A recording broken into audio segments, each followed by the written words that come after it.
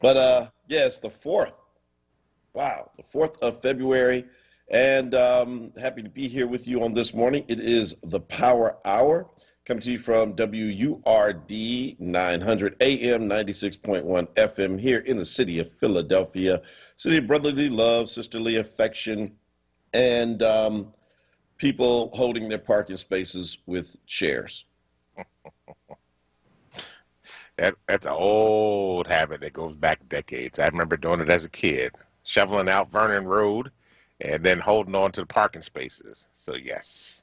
Well, I didn't know what that was. I mean, thank God I never tried to like park in one of those spaces. I just thought people were being nice when I moved here. But apparently you can get shot over like trying to take somebody's space, and that's like no joke. In fact, my favorite Bernie meme, when everybody's putting Bernie in places with his mittens, Yeah. they put him out there in front of somebody's house holding a parking space in the snow. That's about right. That's right. That's about right. So, yeah, folks, this is the Power Hour every Monday through Friday, 6 a.m. to 7 a.m. for now. Soon, we'll be going to our new 3 a.m. start time. No, just kidding. Yeah, you were kidding Cool. about that. If you heard a noise, that was Kwesa falling out of her chair in the studio. Bam! What did he say? Headphones flew off. Coffee spit all out. Sorry, Kwesa. Just kidding. Just kidding.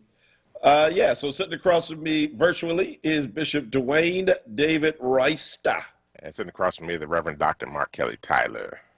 And recovering from that ill-timed joke is Kwesa. Kwesa, are you all right? Has your heart stopped racing? I think I'm going to make it. I think I'm going to make it. So it's like every day this Negro goes back an hour. Oh, man. So, yeah, and we're also going to be on Facebook Live if we're not yet. We're out. And, oh, yep, great. There you go. And YouTube Live as well. Hit the share button and send this out to your friends and family. Come on in. Be a part of the conversation. And if you have something really good to say, you may see or hear, rather, your comment read on the air. You get a shout out and all that good stuff, like Robert Garland. What's up, Rob? And Franny, Kathleen West, Roberta, what's going on? Glad to see all of you all up bright and early this morning. So a lot of like newsy kind of stuff today, and then some not so newsy stuff. Because we got a little celebrating to do too, so we'll get to that at some point. We got a birthday or something? Nope. Something happened yesterday at the state capitol we need to talk about. Really? Yes. Wow. How did I miss that? Because it's actually something that you started. I started it. And okay, great, man. We got to celebrate in Harris. I mean, that's like good. A celebration in Harrisburg. It's quasi-celebration, we should say.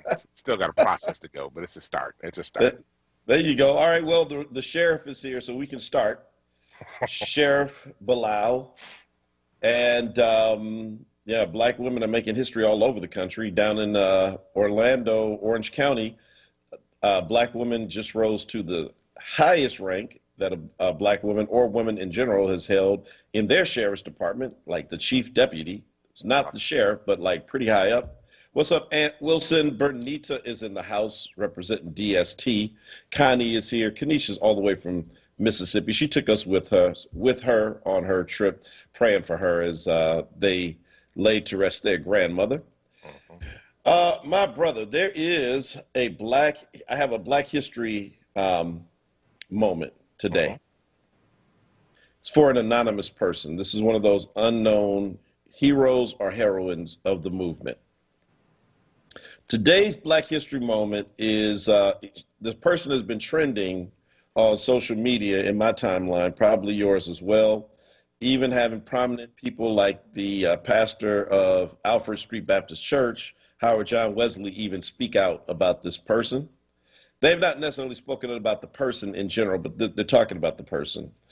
And so I want to shout out today that Black person who somewhere down the road, it was either on a plantation or I don't know where it happened, but the person who had the God-given wherewithal to make the ultimate recipe discovery by putting sugar and butter together with grits, creating perhaps the best breakfast meal ever. And that's causing quite a bit of controversy I see on my timeline. People are like ready to fight over that. Again? Again, no, it's trending. It's a thing. Oh wow! No, I mean it was the thing years ago, and that the hell's coming back again. It's a thing. Oh wow! So what's the answer, man? Sugar or no? No, salt and pepper. Oh God. Kuwaisa, sugar, yes or no? No, I'm a salt girl. Butter, yeah. No. Once I don't do the again, butter. I don't do the butter, but I do the salt and pepper. Absolutely. once again, I'm a minority. I am a minority. Yes. Good God from Zion. Are you serious? Yes. All right. Well, 1 out of 3 ain't bad. Oh, sugar and grits. Come on, man. That's disgusting. It's disgusting. All right. Tracy says no sugar and grits. Thanks for the support, Tracy. Salmon and grits. Yeah, that's good, Kenrick. Appreciate that. Hey, on a real note, and I'm glad to see that Bernita put it out there. Another AME in history. You know, I told you I could do this all day, every day. 365 AMEs. We are Black History. Rosa Parks' birthday is today. Oh wow. Mother Rosa Parks, known in the AME church because she was an AME stewardess, initially elevated to the position of deaconess. But yeah, and I always think, like, when she sat down on that bus, that, you know, her faith had to drive a lot of this. And perhaps that story of Richard Allen walking out of St. George's and being defiant, knowing that he was not created to be second class, that at some point that had to hold her as well. Mm-hmm. I mean, I don't know if that ever, like, if, you know, like even in the stuff that we do, if you ever draw upon stories like that of folk within our own history to kind of keep us grounded in these moments. I got you. And I'm asking, do you? Yes, absolutely. I mean, yeah. I mean, I go back way back though. So my family they were slaves in right in Williamsburg, Virginia. Half the family was free, half of the family were slaves. They intermarried. And oftentimes when I'm doing the work, I'm thinking about them and the battles that they had to fight down there in Virginia. And the majority of the family's still there. And, you know, just this is my mom's side of the family. And, you know, just thinking of hearing the stories about what they went through. My great-great-great-grandfather was the first Black justice of the peace in the state of Virginia. And so, you know, just thinking about the battles that he had to deal with, the stories that I heard of how white folk treated him when they had to come into his court system, you know, the court and deal with him, you know, all kinds of stuff. So I'm constantly thinking that we are carrying on a legacy of these folk. And by not doing the work, we're actually dishonoring them. So we honor them by doing the work and carrying on the legacy of liberation from our slave ancestors, the hopes and the dreams of our ancestors to be able to be free. And even, you know, the civil rights movement folk, the abolitionist folk, we're continuing to carry that legacy on. So, yeah, I think about that all the time. It's deeply rooted in history for me because at the end of the day, I'm probably a frustrated history professor that never became one. Oh, really? Yep. That was actually one of my goals in life, to become a history professor. Well, isn't that interesting? You know, it's not too late for that, right? It's too late. Huh? You got to get a PhD, brother. That's too many years. No, man, let me tell you, you know, just keep on living and you just tell your own life story, the stuff that we're doing. I mean, you know, really, this stuff is now Black history. That's I mean, right. really. That's right. And folk don't think of it in that way. I mean, I can't imagine Rosa Parks at that moment didn't think of herself as becoming Black history, becoming this icon. She just thought this is one more thing. You know, she had done, you know, things that had been equally brave when she went. I mean, I think probably what was even more scary was going down to the Deep South and interviewing victims of rape and sexual assault, Black women, and trying to get their stories recorded. Now, that was dangerous. I mean, on the bus, what are they going to do? They're going to yank you up, haul you up, put you in jail, snap your picture. I ain't saying that's not dangerous, but it's Montgomery, right? 1955. And so, but being out there on that road by herself, and so, but here she is, she's making that history. And I just think that, again, you know, sometimes we kind of miss our own moments. And so shout out to Mother Rosa Parks. and she was quite a figure, and she continues to inspire. So as we, again, now we got people hungry talking about these grits. Believe me, you Yes. got some backup on here too. I saw a couple people backing you up, and I think Robert Garland says I like Yeah. sugar on grits. He said, but I prefer salt, pepper, butter, hot. And Kanisha says she wants jelly with her grits. Constance says she's gonna give mine to the pastor. She has sugar and butter on grits. So yeah, you got some backup out there. Yeah, that's the one thing I miss about church is, the folk at your church know what you like. So they bring your plate and they're like, here you go, Pastor, and some sugar on the side. Thank you. Thank you. We shall gather again one day, folks. Yeah, so talking about Black history, let me tell you who's making some history right now, bruh. Okay. Secretary Austin, Secretary of Defense. Yeah, Lloyd Austin. Yeah. The general went into the Pentagon, and Trump, so basically there are a bunch of advisory boards to the Pentagon. Uh-huh. And these boards do different things. They advise on policy, around education, around warfare, around purchase of weapons, whatever. And so Trump, being Trump, like he did with everything, tried to basically plant his people in the last days of his office. I mean, it's not unusual, but what is unusual is when you do it like literally when you've lost the election and you're on your way out the door. So not only was he running around pardoning all of his friends, he was also filling up these boards. With people like Corey Lewandowski, Uh-huh. he was on a board. No What business does- being on the board. What does a guy who used to be, I don't even know if he was like the bodyguard of Trump, whatever it is he used to do, who rose to prominence, what is he doing on a board for the Pentagon for anything? Newt Gingrich. Yeah. Newt. Newt was on there. I mean, at least he was a legislator, but I mean, still, right? Anyway, so Lloyd Austin has to deal with this problem. He walks in the door and he thinks, now, if I get rid of like the Trump people, I don't know where they are.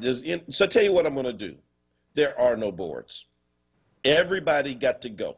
They're like, but Bill Clinton appointed. No, y'all got to go. We're going to start brand new. It's Black History Month.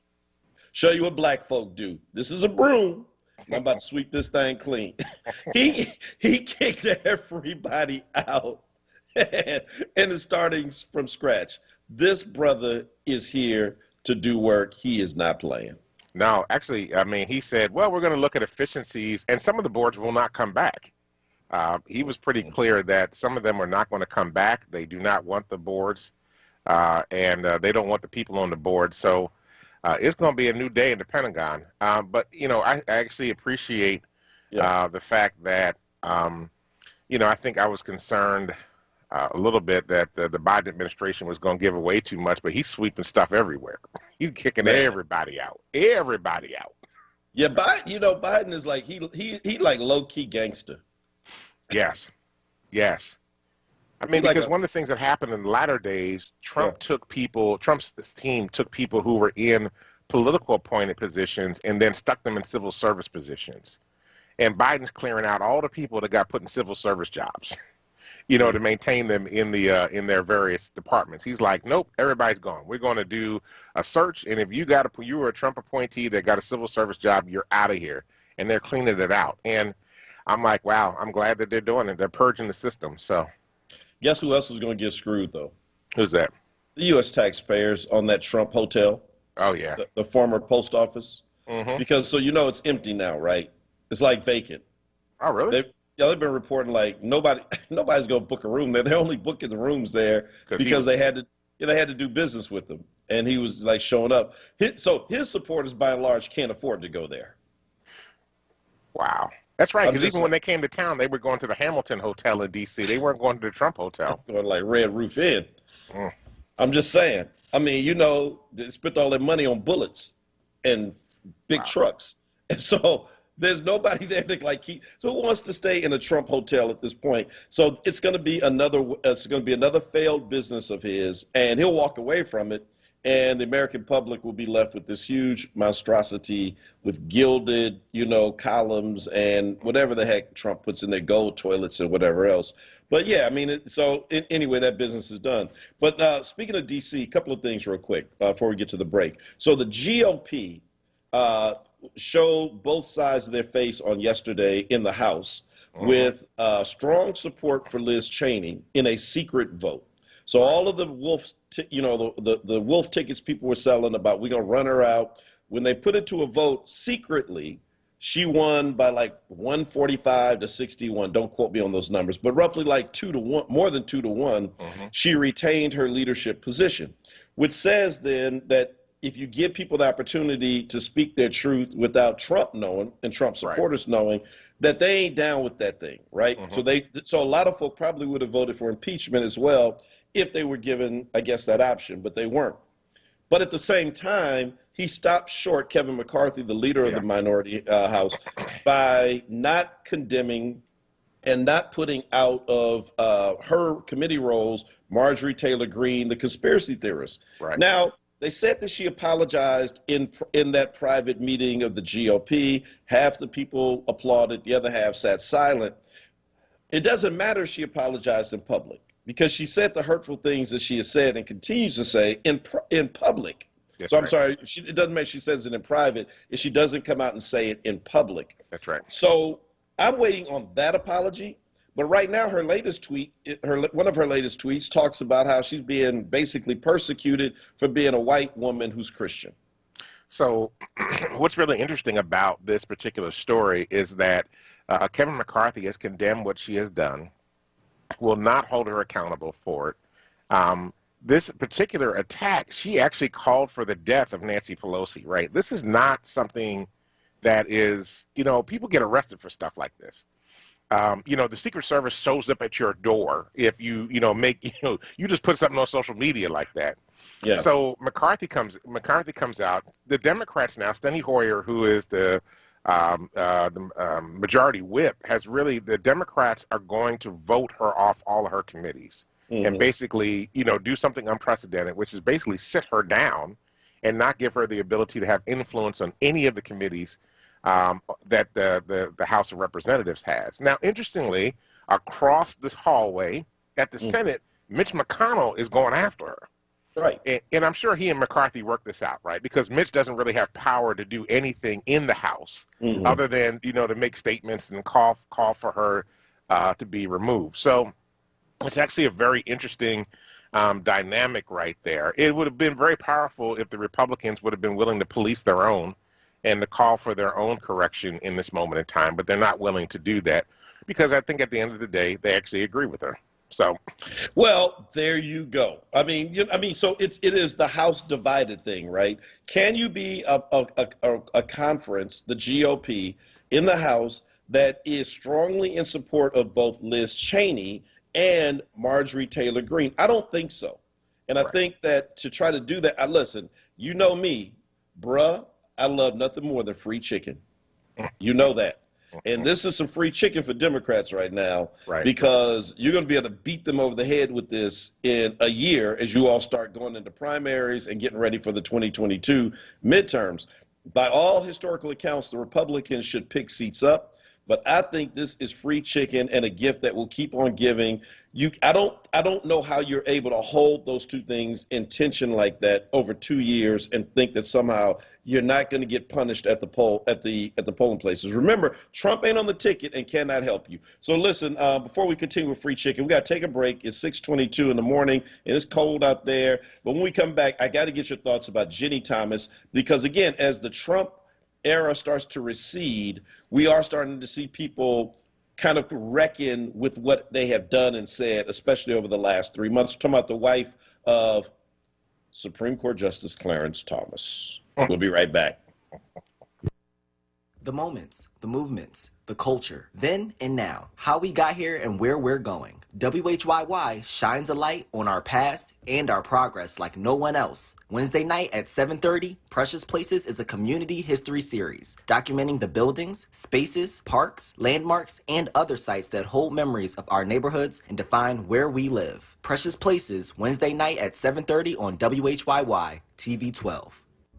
Your child deserves to be educated in a safe and supportive learning environment. Southwest Leadership Academy Charter School, a tuition-free public school, is accepting applications for the 2021-2022 school year. SLAC's 2 locations offer single-gender classrooms in a dual-gender environment. Kindergarten and first-grade classrooms have a 15-to-1 student-teacher ratio. Students learn music, art, and fitness. Southwest Leadership educates the whole child, preparing students to become leaders. slacks-phila.org, Instagram at Southwest Leadership Academy, or email info@slacks-phila.org.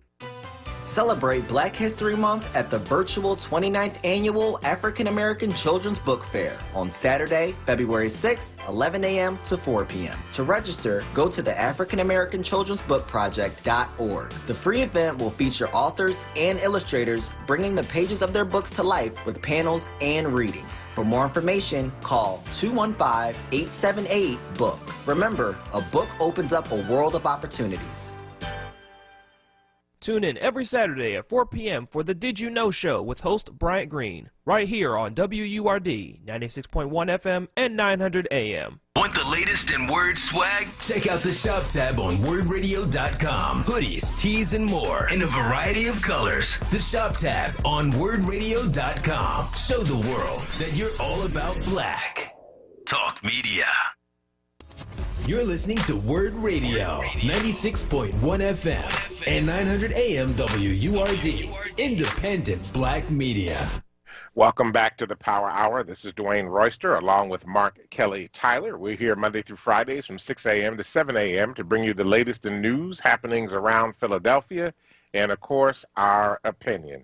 All right. So you teased us with Ginny Thomas, the wife of Supreme Court Justice, Associate Supreme Court Justice Clarence Thomas, the only black man, I think we can say that, the only black man sitting on the U.S. Supreme Court right now. And it's not because he is the only black man sitting on the Supreme Court, but there's some question about his relationship to the black community. Brother Thomas. Can you imagine one day people will be defending him? Historically, think about it. You know this. Yeah. You know this to be true because even after Booker T. Washington's controversial comments at the Atlanta Exposition, talking about some black history stuff, and basically said, we just need to just get along with white folk and just do what they say and just come on. This is all about just building our own. I mean, I like some of the stuff Booker T did, but I'm more of a Du Bois kind of guy. Right. But people are going to be defending Thomas one day. Yep. Just think about that one day. Look, black folk are not monolithic, right? And we need to own that. I mean, black folk are not monolithic. Everybody ain't from the hood. Everybody ain't done all bad stuff in the world. Some of us come from different places, and so we're not monolithic, and we just need to own that. Yeah, well, let me just say to the future generations, don't try to defend this. All right. I know how we try to rationalize stuff. Don't ever try to defend him. Okay? Ever. There's nothing to defend about this man at all. I mean, seriously. That being said, his wife, Ginny Thomas, is a very well-known conservative. Mm-hmm. And she's in recent years has been very vocal, speaking out about, her pro-Trump ideas and things, which is unusual for a Supreme Court justice spouse because the Supremes are supposed to be apolitical. And the last thing you want is the spouse of one of the Supremes out there spouting off crazy stuff like take back our country. Right. Because you might think that their spouse may make some decisions based on what their spouse tries to get them to do. Mm-hmm. That being said, apparently she started a whole lot of stuff, man. So there's an email thread that's usually used for family stuff, keeping up with each other. Former clerks, right, the former clerks and their families of Thomas. And, I would imagine based on everything that you see and hear about clerking for a Supreme Court justice, that it is, it creates a close bond. And everybody is not on her same page. Even the conservatives were not down with Trump. Right. And, you know, they may have been Republican, hardcore and all that, but they didn't like that act. So she's like lobbing bombs into this email thread, and apparently it got the clerks fighting former clerks fighting each other in email. So she has now had to apologize to folk in the thread. Her apology is leaked out, obviously, to the media. And, you know, basically she's saying, I should have just kept it to myself. And I went too far. And it feels like, when I read that story yesterday, it kind of feels like, and you see what's happening with Liz Cheney, you know, Mitch McConnell and other senators coming out on Marjorie Taylor Greene. Feels like as this storm surge of Trump is starting to recede, that people are starting to kind of come to themselves, like, what happened to me 2 weeks ago? And that there's a coming to Jesus moment. I don't know how you view this moment. Well, I mean, a couple of things that she said, though, that are really suspect. So one, the Washington Post reported that, you know, her Twitter account and Facebook account, which are both down now, she also she was very pro-MAGA.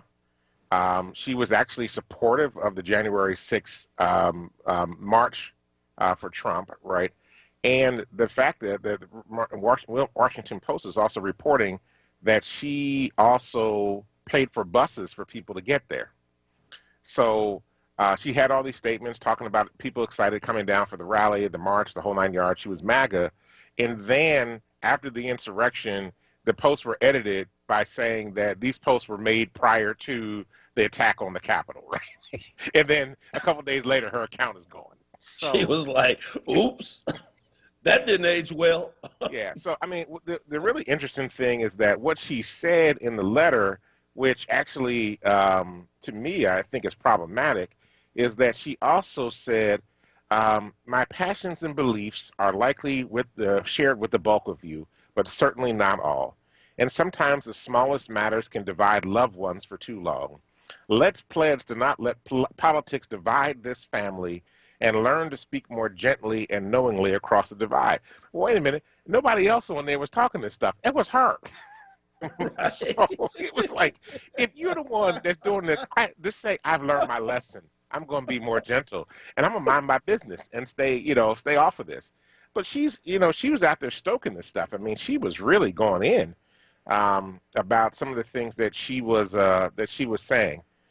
And I think that is absolutely tragic. I mean, you know, as a spouse of somebody who is, you know, in a very public place like this, you have to be very careful about what you do and how you show up in the world.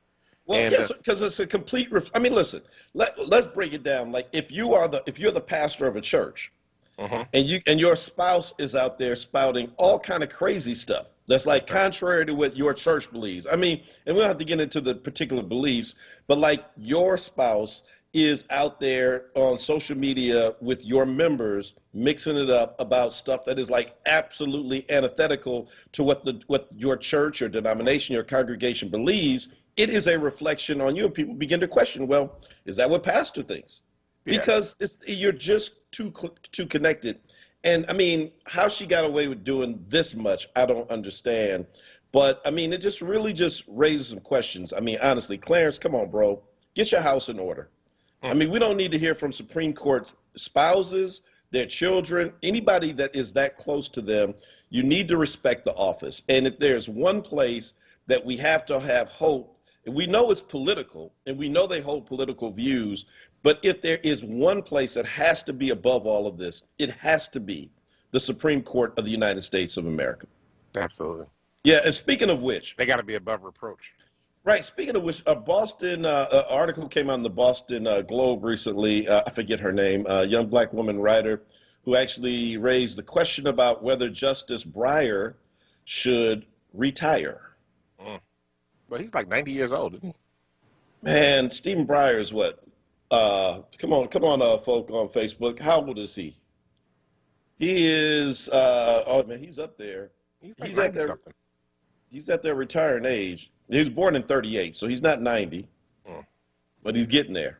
He's 80 something, yeah. Yeah, and so, I mean, look, I think this is a legitimate question since we're talking about the Supreme Court. It would be good of him, I think, for him to come off the court now while the Democrats control the Senate, and let's not play games and like get up real close to the election. If you're going to come out, sir, you probably should do it like right now. Give Joe Biden the opportunity to replace you, because the Supreme Court is looking pretty shaky, especially if one of your senior members got a spouse out there talking about let's take our country back. Yeah, I mean, Stephen Breyer's 82. He was born in 38, like you said, yeah. So yeah, it's time to go. I mean, this, like I said again, I mean, chances are you won't have the same Senate in 2 years, right. And it could go the other direction, which makes everything much more difficult. We've seen what Mitch McConnell is willing to do around these appointments, and I think it is legitimate for people to strongly suggest that. Not appropriate necessarily for the president, but hey, we ain't the president. Justice Breyer, do what's right for the country. But I just want to say, though, Anthony Fauci's 82. People don't realize that. He's 80 years old. Yeah, but he's not going to decide on the next Brown versus Board of Education either. I hear you. I'm just saying, it's not his age. Yeah. It's not his age, but it is the fact that, let's say something happens to him. If right. Anthony Fauci or something, if he falls ill, God forbid, well, you don't have to go through the Senate confirmation to replace him.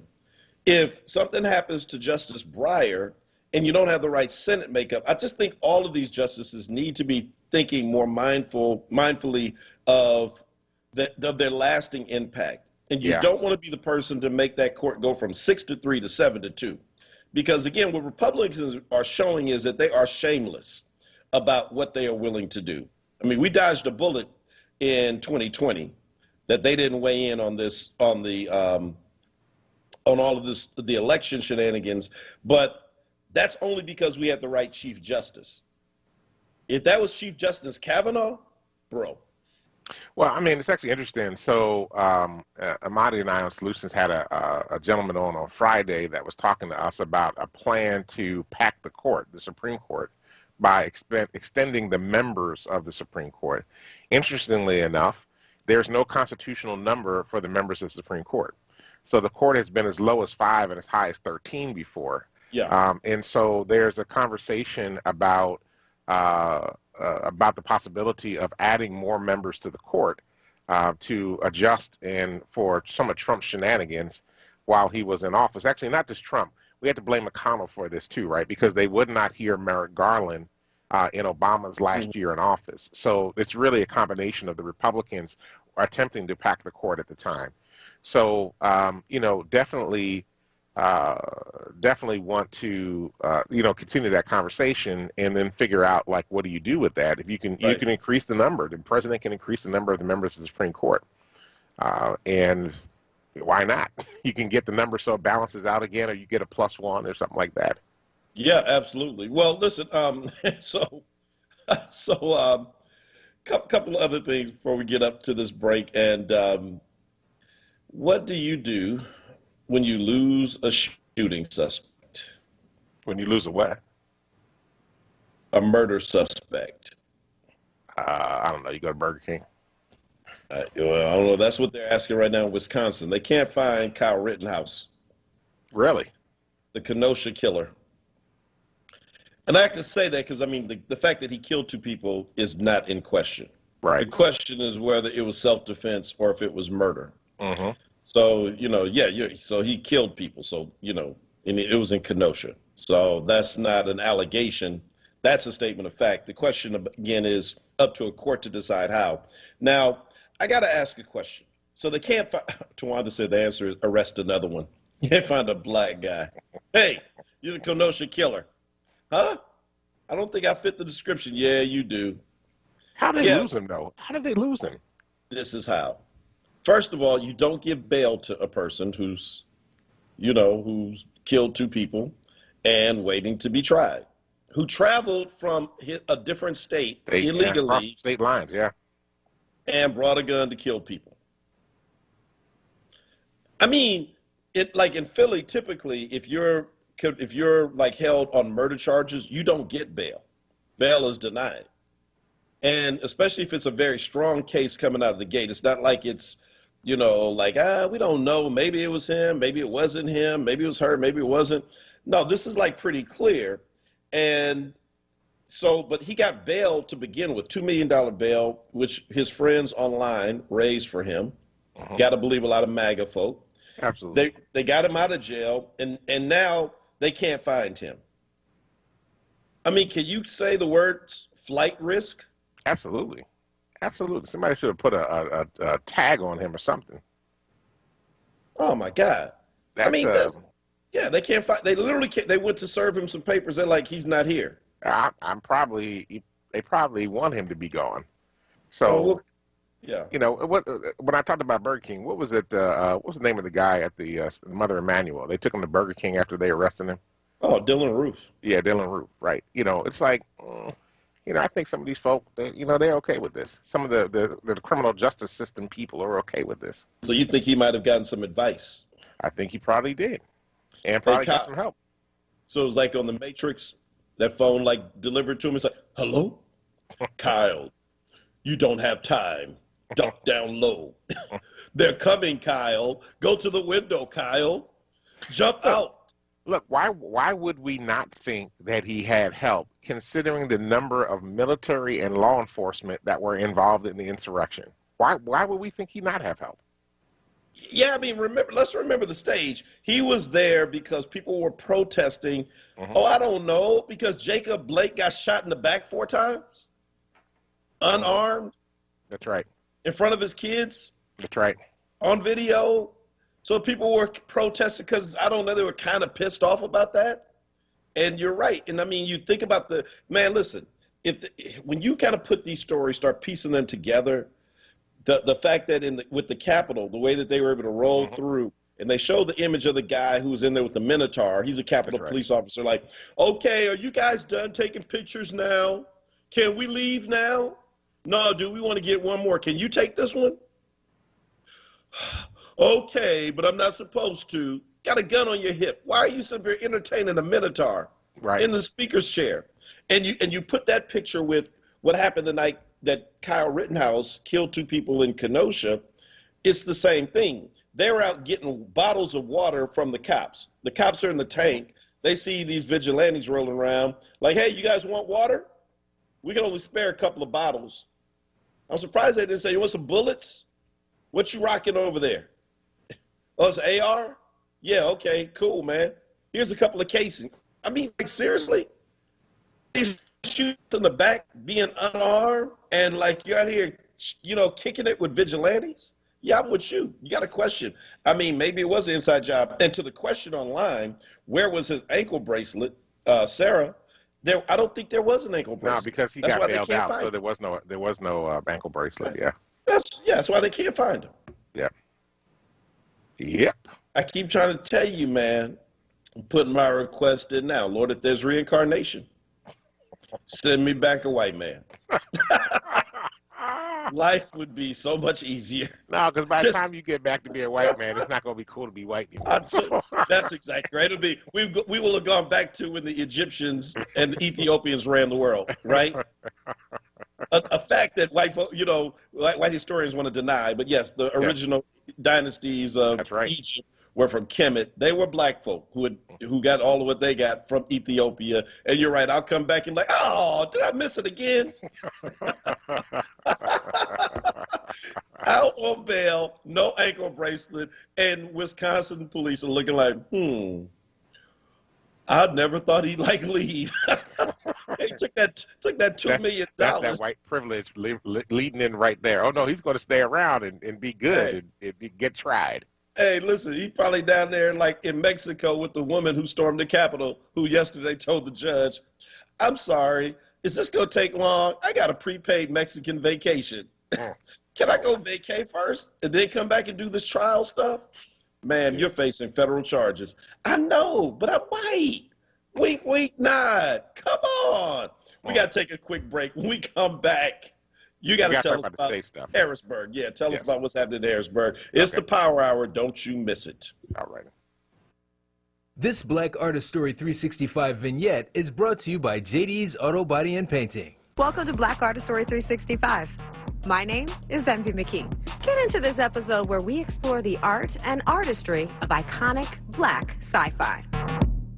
First of all, Black science fiction isn't some newfangled subgenre of sci-fi that came around when Marvel decided to finally put out Black Panther as a movie. sci-fi has been around since the beginning. And if we're honest, it started in the beginning, when God said, "In the beginning was the Word," and it was good. But we'll contend with the beginning being West Africa, where the very first black sci-fi authors used the oral tradition for publishing. We'll also contend that the Word, in this case, was stories our ancestral griots told about creation, metaphysics, and culture. Stories of jumping universes that they shared as poetry and song and dance around bright hot fires, powered by the rhythmic thundering of the drum.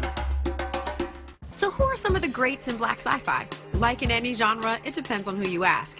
I got 5 on it that Octavia Butler would likely top most folk top 5 in black spec fiction because of her 90s Parable series, which included Parable of the Sower and Parable of the Talents. Samuel R. Delany could be considered one of the OGs of the genre, and he taught at Temple University. Nalo Hopkinson is a renowned science fiction and fantasy writer, professor, and editor. Lest we forget Tanana Reeve Dew's The Good House, Black Rose, and Joplin's Ghost. Karen Lord's The Best of All Possible Worlds. N.K. Jemisin, The 100,000 Kingdoms. Stephen Barnes, Lion's Blood. Minister Faust, Nnedi Okorafor, Andrea Hairston, Jeffrey Thorne, Nisi Shaw, and Carl Hancock Rux. And of course, Tommy Adeyemi, Children of Blood and Bone. So that's it for this episode of Black Artist Story 365. My name is Envy McKee. To hear more, tune into The Envy McKee Show, Friday nights, 7 to 10 p.m., right here on WURD. This Black Artist Story 365 vignette was brought to you by JD's Auto Body and Painting for all your auto body and detailing needs.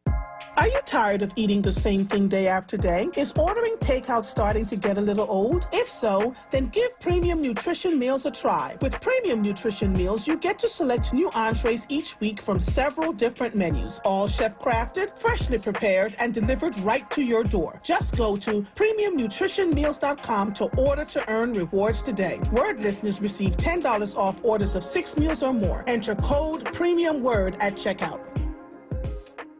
The Sports Segment. Tune in to Wake Up with Word, Mondays as Solomon Jones discusses all things sports with Shamar Woods, Director of Digital Sports for The Inquirer. Every Monday on Wake Up with Word, exclusively on WURD Radio, 96.1 FM and 900 AM WURD. Independent Black Media. Now, a traffic update on WURD Radio. Good morning. This report sponsored by Wendy's Breakfast 2 for $4. Some volume builds up out there on the Schuylkill Expressway westbound, getting Jam University through the Vine through construction. Eastbound heavy South Street through University. Westbound on the Vine, delays 8th out to Broadigan Parkway through the Schuylkill Expressway. The Boulevard Route 1 southbound delays Broad down to Fox through that construction. 95 southbound Cobman down the bridge, jam there through work. Again, Allegheny through Girard, getting busy. Northbound side looks good. 55 northbound delays Deptford into 42. Have you been wrong by bad breakfast? Get the breakfast you deserve with Wendy's Breakfast 2 for $4. Pick 2 fresh breakfast sandwiches for just $4, like their honey butter chicken biscuit, classic sausage, egg and cheese, or classic bacon, egg and cheese at participating Wendy's for a limited time. Single item at regular price. For more traffic information, log on to SigAlert.com. Jim Bachman with your Philadelphia area traffic. Now, a WURD weather update. Here's NBC 10 First Alert meteorologist Bill Henley. Scattered clouds this morning, mainly sunny during the day today. And after a cold and blustery start, we'll warm to 40 degrees this afternoon with less wind during the afternoon hours. Clouds return tomorrow. A few scattered light rain showers tomorrow morning. A bit of a wintry mix to the north and west. If those showers are gone by afternoon, we'll get some sunshine late in the day and a high of 43. Plenty of sunshine Saturday, up to 40 degrees. I'm NBC 10 First Alert meteorologist Bill Henley with your most accurate forecast. Count on it. You're listening to WURD Radio, 96.1 FM and 900 AM WURD, independent black media. Welcome back to the Power Hour. This is Dwayne Royster along with Mark Kelly Tyler. Hey, WURD family, have you signed up for your 4WURD membership yet? Join the 4WURD family today for access to special events, exclusive digital content, WURD swag, VIP invitations, discounts, and our printed newsletter, WordPress. WURD values your support. We dedicate ourselves to providing the best news coverage for our listeners every step of the way. Please visit us at www.wordradio.com/4WURD for more details. Come on, y'all. get that new membership and let them know that you love the Power Hour, each and every Monday through Friday, 6 a.m. to 7 a.m., to bring you the best in news, the best happening in Philadelphia, and, of course, our opinion. All right, Harrisburg. Let's talk. Well, first of all, you really caused some controversy with your comments about coming back as a white man. Yes. And so now people are trying to decide what white preacher you would be, because after you said you would channel your inner Rod Parsley. Tawanda said that you still had to be a preacher with no hoop. And then Tawanda said that you said I could channel my inner Rod Parsley. Yeah. I, of course, said perhaps Charles Stanley. And then Tawanda said, oh, dear. And then I said maybe you would come back as Joel Osteen. So anyway. Well, Dwayne, I got this little joke I want to open with. There was a teacher told her children, Joel Osteen, a joke, a verse, and 20,000 people later, that's the sermon. That's it. That's it. All right. Well, look. We got to talk about Harrisburg. Okay, so yesterday, Governor Wolf outlined his plans for the next budget for the state of Pennsylvania. And one of the things that he said that he wanted to do was, one, add $1.3 billion to state education funding, and he was going to run all of the state education money through the fair funding formula. That would be $10.3 billion running through the state fair funding formula. Let me tell you why I'm excited about this. It's big. Several years ago, I was driving in my car, and I got a phone call. This is long before I left Philadelphia to go to D.C., and it was my co-host calling me on the phone, basically yelling at me, saying, at the time, Philadelphia School District had just announced that it was going to close 60 schools across the city of Philadelphia because they didn't have funding, who said to me, if power does not get involved in education funding, we will have no credibility, we will have no credibility whatsoever. So 48 hours later, several hundred people later at Mother Bethel Church, there was a press conference and a gathering that took place. Present that day, in addition to a bunch of clergy and congregations and media, was also future city council person Helen Gim. We had this conference, and it launched the education campaign that actually became the fight for the full fair funding formula in the state of Pennsylvania. Now, there have been other allies that have come along with this. However, Power has always had a unique perspective on this.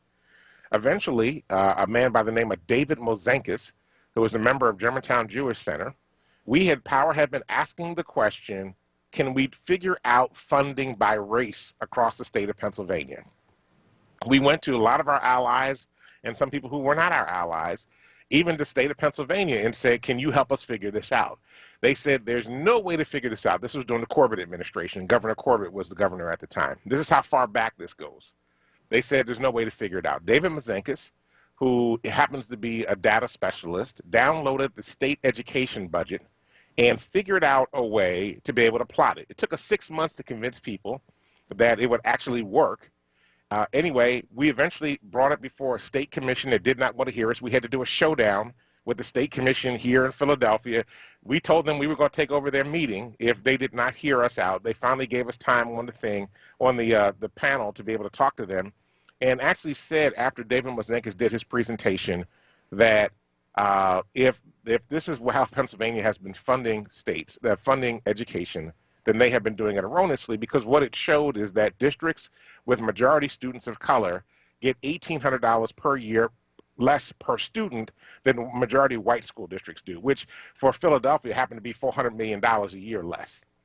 So anyway, we launched into this big fight, and we've been fighting this fight for years. We finally got 2 years later, we got the formula passed, but then the state said, well, we're going to use the formula, but we're only going to put 10% of the budget through it, which meant that there still wasn't equity. So yesterday, finally, we were able to get Governor Wolf to do this. Now, this still has to go through a process in Harrisburg, right? This still has to go through a lot of legislative, hoops to be able to get there. The fact of the matter is that, and this is why I'm sharing this story, was because this campaign began because I got a phone call from Mark Tyler, who said to me, we will have no credibility if we don't do this. And then many years later, a lot of actions, a lot of phone calls, a lot of stagings and sit-ins at the Harrisburg, we finally now have the governor saying, I want to put all the money through the formula. So districts like Chester and Norristown and Pottstown and Philadelphia and the districts in Delaware County are actually going to get more money to be able to put in for education for their children all across the state. It was a great day. It's not done yet. It's not written in stone, but it was a step in that process. And so I just wanted to celebrate that. And thank you, Dr. Hickey, because we would not be there. And you and Elder DeBose and a whole lot of other folk were fighting the battle for us to be able to get to that place many, many years ago. People have continued that legacy even as you moved on to do work around criminal justice reform. And we're finally beginning to see the fruit of the labor that has been laid. Yeah, well, thank you for that. And as Tawanda says in the chat, like a lot of people in Columbia, Lancaster, Harrisburg, and other places, as well as throughout the city, and just tons and tons and tons and tons of people, lay people and clergy alike, who have not let this go, even when, you know, folk like the governor and even some state reps and state senators who are supportive, but just a little pessimistic about it, you know, and so you do have to keep pushing, you know, and I tell you, I just put in the chat because we're in the middle of a similar new fight around police oversight. So today, we didn't talk about it because Curtis Jones is going to introduce the legislation today, and we'll have a chance for the public to see it, and I'm sure we'll have a lot of thoughts about it tomorrow. But I put in the chat the town hall. There was actually the third town hall that we did back in the summer. And I put the link there. But again, if you're not on Facebook, go to Power Interfaith, our website, our Facebook page rather. So facebook.com/Power Interfaith. And look under the video section. And this is the town hall from, let's see, what is the date there? I can't even see what the date is on there now. But this is town hall number 3. And listen, if you go to the 16-minute mark, you will there find Aaron Beckemeyer, PhD student, like I said, at Harvard, about to finish right now and publish, but he is breaking down the rise of the FOP as a political power. And one of the things he says in the beginning that I think is so critical, and it is exactly what you just said about people not believing. He says that it is almost difficult to believe how politically you can defeat the FOP now, given how strong they are. But it's doable. Absolutely. That you can win because they've not always been that powerhouse before. And if they've not always been it, then it is possible that they can have that stripped away. And there is no way that we're going to ever have the kind of policing reforms that we need going into the future without dealing with the elephant in the room, and that is the outsized power and influence that the FOP has over politicians, elected officials. I mean, these relationships, man, and the way money flows back and forth is really, really problematic for us. And so we got to keep our eye on it. And like you said, it may take 10 years, like the education fight, for it to happen, but it is absolutely possible if we stay at the wheel. So, you know, now that story that you just talked about is Black history. There you go. You and I are Black history. There you go. Absolutely. A little conversation on the telephone where you were calling me out. And basically like, you got to do this. And then, you know, look at what happens as a result of that. And I mean, look, you know, there are other organizations and groups that have come along, allied with us. I mean, they've all worked towards education funding in different ways. We were very specific because our lens toward this was always about race. And because we saw this through the racial lens. It wasn't just like, give us more money because we need more money, although the state constitution calls for adequacy in funding. We said, you are discriminating against Black and brown children, and this has got to be corrected. And that was the very unique ad that Power had about why it was imperative to put this funding formula in place and why it was to put all this money through so that we could reverse the trends of you know, lack of funding that was going into places like Philadelphia. And yes, I also saw Tawanda put in there about Lancaster and Columbia, and absolutely Lancaster and Columbia, and there are about 50 other districts across the state, more than that actually, that are getting less funding because of the number of children of color. So we want that corrected. In this moment of deep racial tension, this has to be fixed. All right, we are way over time. So thank you, Kwesa, for holding it down. Thank you, Dr. Tyler, for everything you do, leading the show each and every day. Thank you to all of our folk that are listening to both YouTube and on Facebook. Nikki or Tim, I saw you out there. You like sugar in your grits. You know, we noticed that. And Or maybe it was salt and pepper. I got to go back and look now. Now you messed me up. But anyway, we'll be back tomorrow morning. He said salt, cheese. She said salt and cheese on grits. Anyway, we will be back tomorrow morning at 6 a.m. to bring you the latest news, happenings around Philadelphia, and, of course, our opinions. Stay tuned now for Wake Up with Word with Solomon Jones. And listen, family, go out. Change the damn world, because if you don't, nobody else will. Peace.